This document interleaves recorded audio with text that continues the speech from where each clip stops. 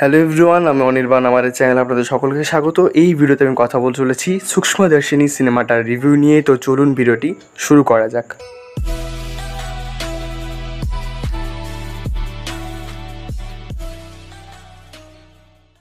তো সূক্ষ্মদর্শিনী, যেটা 2024 সালের একটি মালায়ালাম থ্রিলার ছবি, এটি ডিরেক্ট করেছেন MC জিতিন এবং মুখ্য চরিত্রে রয়েছেন নাজরিয়া নাজিম ও বাসিল জোসেফ।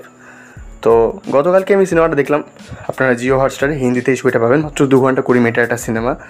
তো এক লাইনে যদি সিনেমাটা রিভিউ করি তো বলবো যে এটা একটা ঠিকঠাক বেশ ভালো থ্রিলার ছবি।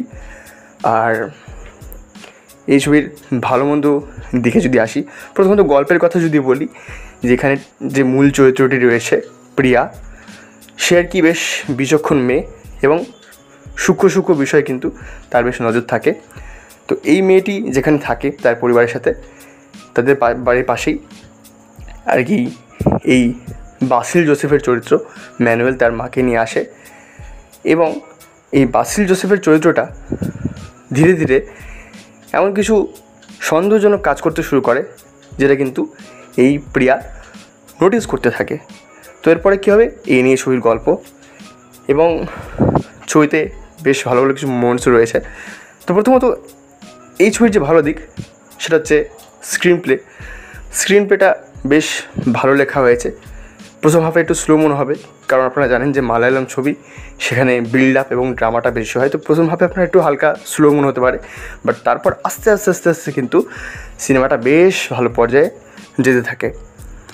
দ্বিতীয় যেটা ভালো বিষয় ছবিতে, সেটা হচ্ছে প্রত্যেকের অভিনয়। মানে নাজরিয়া নাজিম এবং বাসিল জোসেফ দুজনেই খুব ভালো কাজ করেছেন। বাসিল জোসেফ তো তার ক্যারেক্টারটা এত সুন্দর প্লে করেছেন। আচ্ছা, যারা জানেন না তাদের বলে রাখি যে এই বাসিল জোসেফই কিন্তু মিন্নাল মুরালির মতো সিনেমা বানিয়েছেন। তো তিনি সিনেমা ডিরেক্টও করেন এবং অভিনয় কিন্তু খুব ভালো করেন। তো এখানে তার যা কাজ, তিনি কিছু জায়গায় নাজরিয়া নাজিমকে একদম ছাড়িয়ে গেছেন। এবং তার যে মুখে হাসিটা, সেটা দেখতে খুব ভালো লাগে। যদিও মানে ওই হাসিটার জন্যই কিন্তু ওই ক্যারেক্টারটা আরও সাসপিশিয়াস হয়ে ওঠে। তো তিনি কিন্তু খুব ভালো কাজ করেছেন। এবং অন্যান্য চরিত্ররা ছিলেন, মানে এই ছবিতে মহিলাদের চরিত্রটা বেশি, তাদেরও কিন্তু কাজটা খুবই ভালো এবং খুব ইম্প্যাক্টফুল। আর একটু কমেডিও রয়েছে ছবিতে, যেটা কিন্তু বেশ ওয়ার্ক করে। সেরকম সিনগুলো কিন্তু বেশ ভালোই তৈরি করা হয়েছে। তৃতীয় যেটা ভালো দিক, সেটা হচ্ছে এই ছবির মিউজিক। এই ছবির মিউজিক দিয়েছেন ক্রিস্টো জেভিয়ার।